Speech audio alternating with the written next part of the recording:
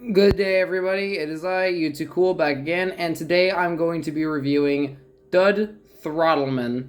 Dud Throttleman is the Cars 3 Mood Springs veteran racer, and is a car I've wanted for a long time because I'm a big fan of Mood Springs. Mood Springs is one of my absolute favorite sponsors from the first Cars movie. It's an iconic sponsor. Chuck Armstrong is an iconic character to me, and I am really happy to have his successor here.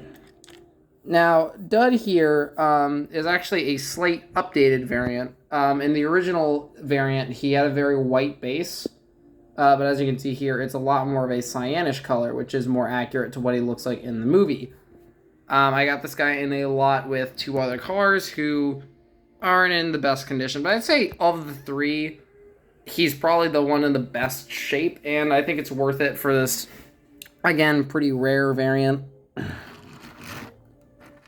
His wheels are a little bent, and he has a few chips, but, you know what, I'm happy to have him.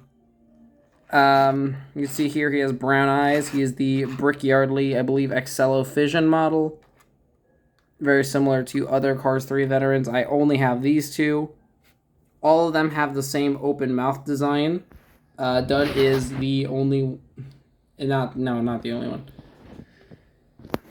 He is one of the ones, I think, what was I going to say? Oh, right, he was one of the only ones to only be released in 2017 as a single, and hasn't been re-released since, unfortunately, despite him being Mood Springs, which you'd think would give him some points, being a pretty notable sponsor in the first Cars movie. Again, Mood Springs always appeared on the side of every Cars character, every racer, because, Mood Springs is always right there. He has a very light blue color compared to the dark blue of the original Chuck. This is actually more accurate to what the original Chuck Armstrong looked like, I believe. The original Chuck Armstrong is more of like a purplish blue. This is more of just like a blue. You see here, it has the springs that look like the number 3. Pretty cool. Yeah, he has very bent wheels. That's what you get when you buy something for cheap. You never know how the quality can be. I'm not going to say the seller was bad, though. The seller just did their part. I did mine. I should have honestly, had some awareness if the diecast was in bad shape. But again, probably the best condition one. This guy doesn't smooth.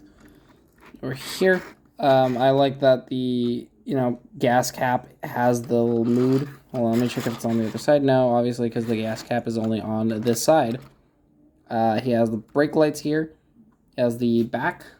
No number on the bottom. No, there's a number on the bottom. All right. By Cars 3, all the stock cars have real headlights now. Yeah, he has really messed up paint. Yeah. I mostly did it because this specific updated variant is pretty rare.